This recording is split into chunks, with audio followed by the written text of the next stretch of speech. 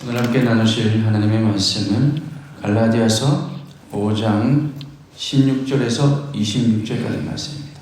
오늘은 성령의 열매를 맺는 삶이라는 제목으로 함께 말씀 나누겠습니다. 우리가 계속해서 살펴보고 있는 이 갈라디아서의 갈라디아 교회는 사도 바울이 목숨을 다한 헌신으로 세운 교회입니다. 그런데 이 교회 안에 다른 복음이 들어와서 진리가 주는 자유를 온전히 누리지 못하는 상황이 벌어지고 있습니다. 오늘 본문은 이런 상황 속에서 우리에게 말하고 있는 바울의 결론적인 권면이며 또 선포입니다. 이제 결론을 향해서 달려가고 있습니다. 그래서 오늘 우리에게 주시는 이 말씀 가운데 바울의 이 권면, 이 선포와 관련해서 우리에게 도전을 주시는 하나님의 말씀을 살펴보고자 합니다. 먼저는 바울은 성령 안에서 자유를 누리는 삶을 살라 그렇게 권면하고 있습니다. 바울은 갈라디아 성도들을 향해서 두 종류의 삶이 있다라고 말하고 있습니다. 첫째는 육체를 따라 사는 삶입니다. 육체를 따라 사는 삶이라 하면 음행, 더러운 것, 호색, 주술, 우상숭배, 시기, 분열, 이단 이런 것과 같은 육체의 일을 이루길 뿐이기 때문에 우리가 피해야 한다라고 말하고 있습니다. 바울은 이 율법을 따라 사는 삶, 율법에 의해 정죄되는 삶을 살지 말라. 육체를 따라 사는 이런 삶을 살지 말라. 그렇게 권면합니다. 또 한 가지의 삶은 성령님을 따라 사는 삶입니다.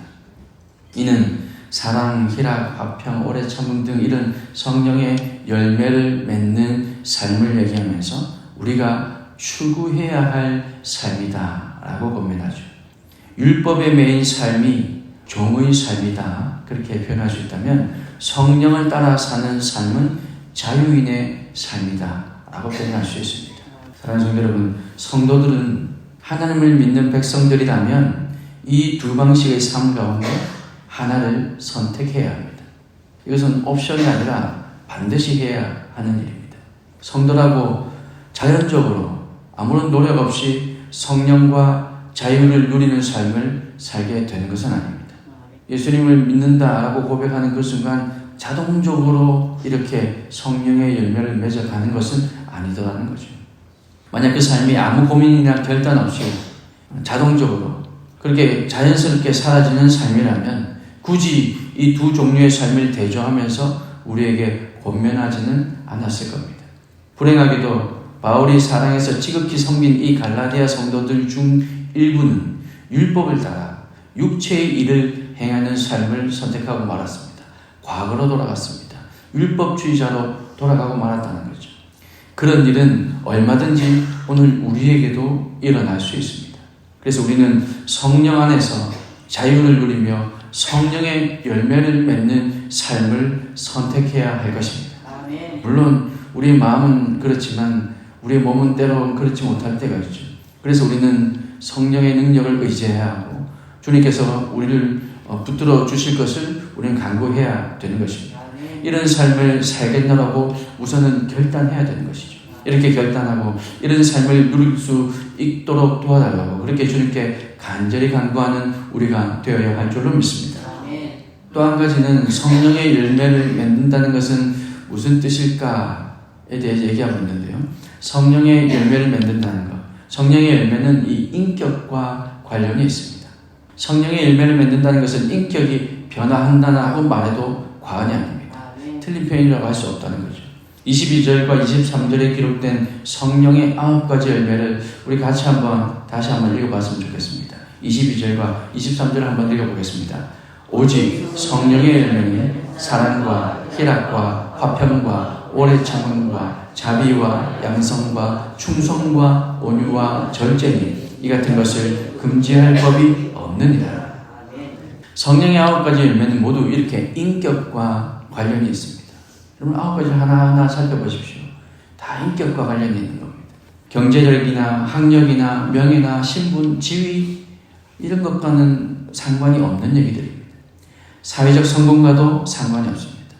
우리는 그리스도 구속의 은혜 안에서 새로운 피조물이 되었기 때문에 이런 것들과는 관계가 없다는 겁니다. 우리는 죄인으로 태어나 심판을 면할 수 없는 존재였지만 십자가 대속의 은혜를 통해서 하나님의 자녀로 거듭나게 되었습니다.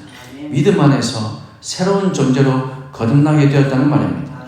그렇다고 해서 인격조차 갑자기 새로워지는 것은 아닙니다.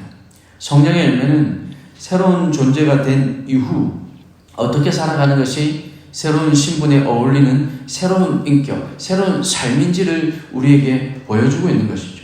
바울은 우리가 육체의 일이라는 이 옛 옷을 벗어버리고 성령의 열매라는 새 옷으로 갈아입어야 한다라고 말하고 있는 것입니다. 우리는 자연적으로 이제 이렇게 성령의 열매를 맺는 삶을 살아가는 것이 아니라 우리는 의지를 다해서 옛 옷을, 헛옷을 벗어버리고 이제 새 옷을 입어야 한다는 겁니다. 성령은 성도 안에서 예수님을 닮은 성품으로 우리를 변화시켜 주시는 분임을 여러분 믿으시기 바랍니다. 그래서 우리는 성령을 의지해야 하는 것이죠. 성령의 열매가 인격의 변화를 의미하기 때문에 그것은 삶과 생활의 변화를 가져옵니다. 인격이 변화되는데 삶이 그대로 있다. 인격이 변화되는데 우리의 생활이 똑같다. 그럴 수 없다는 거죠. 성령의 9가지 열매들은 관념이나 지식으로 그치는 것이 아닙니다. 사랑은 감정만이 아니라 실천이죠. 사랑은 물론 그 단어 자체만으로는 실천이라고 말할 수 없지만 그러나 사실은 우리 삶에서 사랑을 그냥 관념으로만 알고 있는 것이 아니라 그것을 행할 때 그래야 그것을 진정한 사랑이라고 얘기할 수 있을 겁니다. 오래 참음 역시 행동이고 생활입니다. 자비, 온유 역시 이런 모습으로 살라는 것이지 그저 마음만 따뜻해지라고 하지 않는다는 거죠. 무엇이 올바른 것인지 지식과 관념만 똑바로 가지는 것이 아니라 실제로 사랑하고 실제로 오래 참고 실제로 자비를 베푸는 것, 이것이 열매인 것입니다. 성령의 열매는 변화된 삶으로 드러날 수밖에 없다는 말입니다. 그러므로 성령의 열매는 성공, 노력, 능력, 지위, 신분 이런 것들과 상관이 있는 것이 아니라 인격과 관련되어 있음에 분명합니다.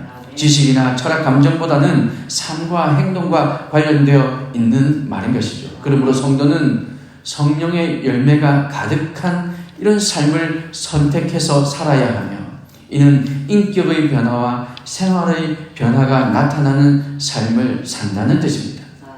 성도가 되었는데 예수님을 믿는 하나님의 자녀가 되었는데 우리의 삶은 똑같다. 우리의 인격은 여전히 과거와 똑같다. 그렇다면 그는 아직 성령님께서 주관하는 삶이 아니다. 이렇게 보아도 무방할 겁니다. 속사람뿐만 아니라 겉사람까지도 이전과 전혀 다른 모습이 되는 것이 바로 성령의 열매를 맺는 삶인 줄 여러분 믿으시기 바랍니다. 그리고 마지막으로 이 성령의 9가지 열매는 이웃을 향해 어떤 태도로 행해야 하는지와 관련된 내용들입니다. 바로 이것까지 얘기하고 있습니다. 우리는 9가지 열매가 모두 이웃을 향해 무언가 행동하는 것임을 우리는 발견할 수 있습니다. 가령 다른 단어도 대부분 다 그렇지만 충성이라는 이 단어만 보더라도요. 이것은 또 이 충성이 뭐가 이웃과 관련이 있을까 생각할 수 있지만 이 충성이라는 단어의 정확한 의미는 신실함입니다. 원래 이 단어는 다른 사람에게 믿음직스러운 모습을 보여주는 것, 신실하게 행동하는 것을 뜻한다는 말입니다. 나 혼자만 알고 있는 것, 여기에서 그치는 것이 아니라 이웃을 향해 이렇게 행동하는 것, 다른 사람에게 믿음직한 모습을 보여주는 것, 그것을 충성, 신실함이라고 합니다. 성령님이 주시는 자유함을 누리는 사람은 이웃을 향해 이런 9가지 열매의 모습으로 섬기는 삶을 살아간다는 말인 거죠. 그러므로 성령 안에 살아가며 열매를 맺는 사람은 살인하지 않고 간음하지 않고 도둑질하지 않는 이런 율법의 요구만이 아니라 더 나아가서 더 높고 고상한 이 복음의 요구대로 살아가는 사람이다 라고 말할 수 있는 겁니다. 사랑하는 성도 여러분, 우리가 은혜 받고 뜨거울 때는 정말 결심만 하면 세상의 욕망을 끊고 하나님 나라만 바라며 살 수 있을 것 같았습니다. 기도원 가서 금식하며 그렇게 하나님 뜻을 구할 때가 있었습니다. 그렇게 금식하는 가운데 이제 내려가면 정말로 하나님께서 원하시는 대로 하나님께서 말씀하시는 것만 하며 살아가리라 그렇게 결단할 때도 있었습니다. 물론 여전히 그 마음 품고는 있지만 그러나 내 삶이 꼭 그때의 그 마음만큼 그렇게 뜨겁진 않고 또한 그렇게 실제로 살아야지 못하고 있는 그런 부족한 모습을 여전히 발견합니다. 세월이 갈수록 하나님을 알았던 마음은 점점 사라지고 믿음이 약해지는 것, 우리가 순간순간 이런 마음을 느끼지는 않으십니까? 지식은 깊어가는데 나의 믿음과 실제 삶은 자꾸만 작아져 가지는 않으십니까? 그럴 때 우리는 사랑하는 것도 용서하는 것도 헌신하는 것도 우리 힘으로 되지 않는다는 것을 인정하게 될 것입니다. 할 수 있을 것 같았는데, 정말로 할 수 있을 것 같았는데, 그런데 말씀을 읽는 것도, 하루에 잠깐 기도하는 것도, 이웃을 사랑하는 것은 더더욱이 내 힘으로 불가능하구나 하는 것을 우리 신앙의 연수가 더해져 갈수록 더 깊이 깨닫게 됩니다. 여러분, 쉽게 말씀드리면 내가 죽는 것을 어떻게 내 힘으로 할 수 있겠습니까? 우리는 내가 죽고 그리스도의 이름으로 살아야 된다고, 내 속에 계신 그리스도의 능력으로 살아야 된다고 그렇게 늘 말하는데 내가 죽는 것을 어떻게 내 힘으로 할 수 있겠습니까? 그래서 성령님이 도우셔야 한다는 말입니다. 바울은 그것을 성령 충만이라고 말하고, 그래서 이렇게 성령 충만할 때 열매 맺는 삶을 살고 그때 맺는 열매가 성령의 열매다라고 말하고 있는 것이죠.